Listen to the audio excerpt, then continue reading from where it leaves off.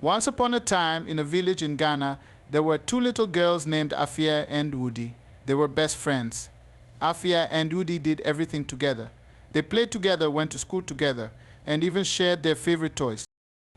In the same village, there was a very rich man named Nana. Nana was kind and loved by everyone.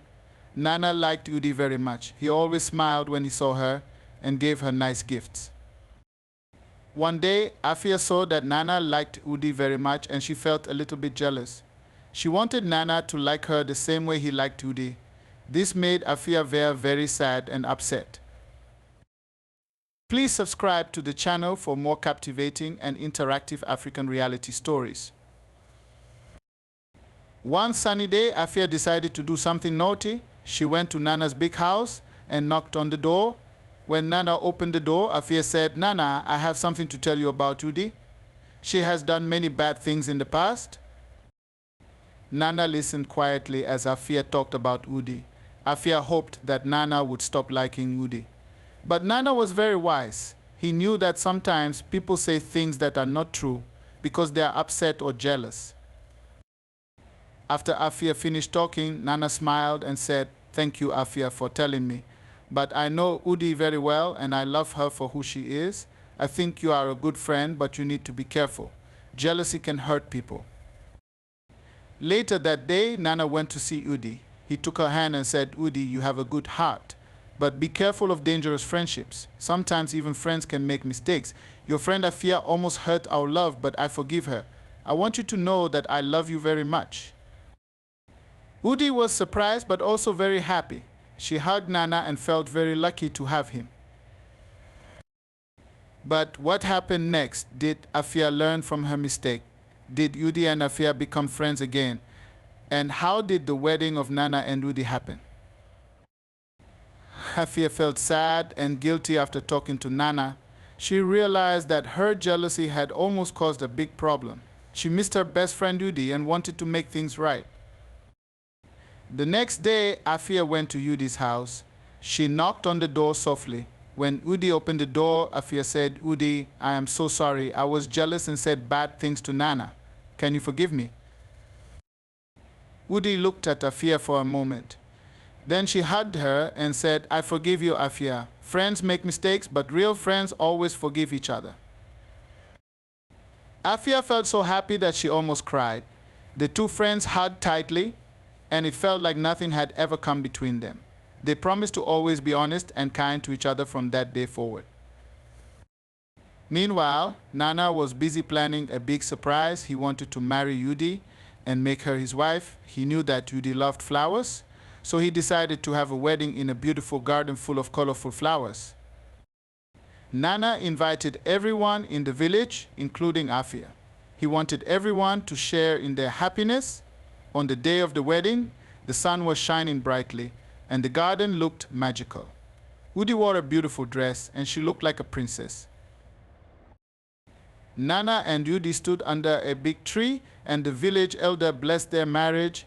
Everyone clapped and cheered. Afia stood next to Udi as her bridesmaid, holding a bouquet of flowers and smiling brightly.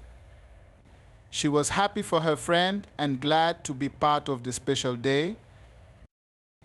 As they danced and celebrated, Nana leaned over to Udi and whispered, "You see, true love and friendship are strong. They can face any danger and come out even stronger." Udi smiled and nodded. She knew that her life with Nana would be filled with love and happiness, and with Afia by her side, she knew their friendship would last forever. But the story doesn't end here. There are still many adventures and happy moments to come for Udi, Nana, and Afia. What new adventures will they face together? As the days turned into weeks, Udi, Nana, and Afia enjoyed many happy moments together. The village celebrated their friendship and love, and life seemed perfect. One day, Udi and Nana decided to plant a garden in their yard. They wanted to grow all kinds of fruits and vegetables to share with everyone in the village. Afia offered to help, and together they spent many days planting seeds and watering the soil. The garden grew beautifully. There were tomatoes, carrots, and big, juicy watermelons. The flowers they planted attracted butterflies and bees. making the garden look even more magical. One sunny afternoon, while they were working in the garden, a stranger arrived in the village. He was a tall, thin man with a sly smile. His name was Kwame, and he claimed to be a merchant selling exotic goods from faraway lands.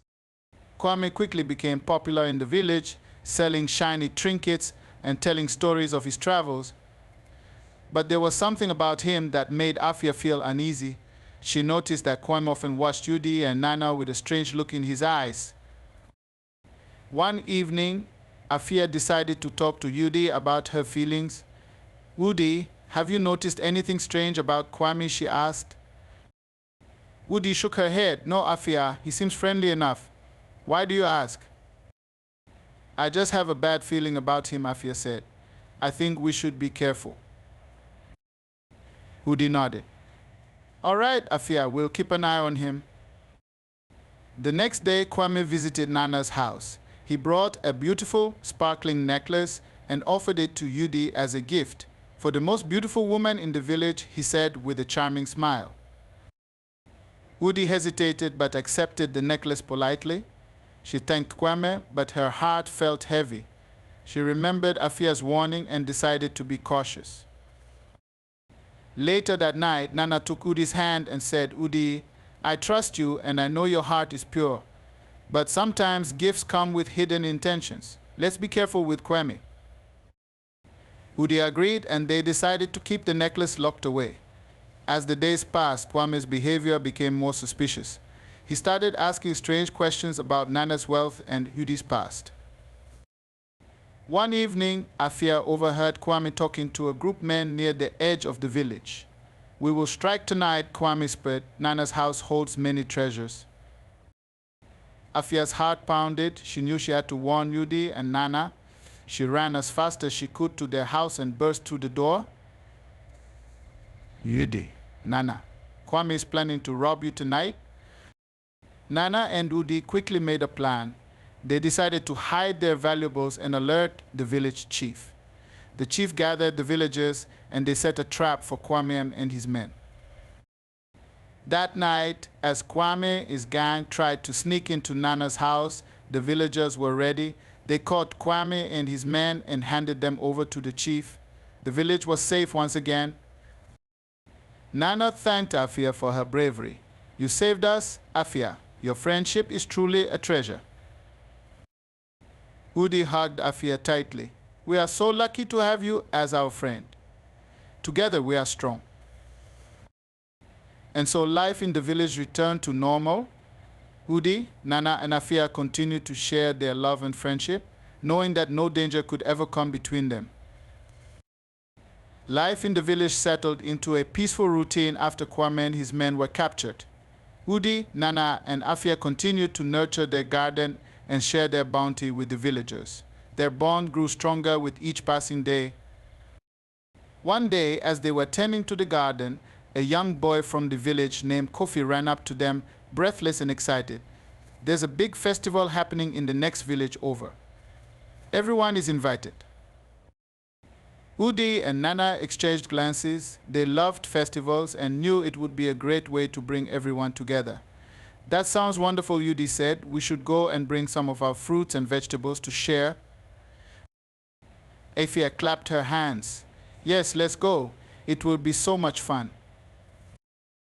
The next morning, they packed baskets full of fresh produce and flowers and set off for the neighboring village. When they arrived, they were greeted with music, dancing, and the smell of delicious food. The festival was vibrant and full of joy. As they mingled with the villagers, they met a wise old woman named Ajoa.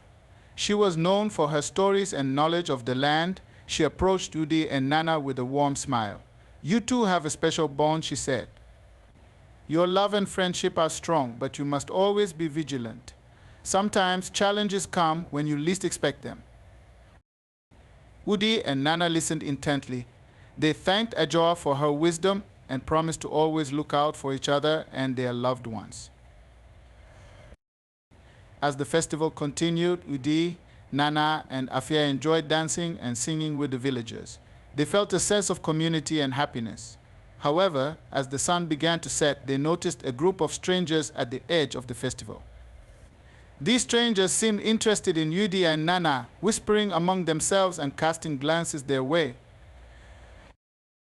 Afia's intuition kicked in again.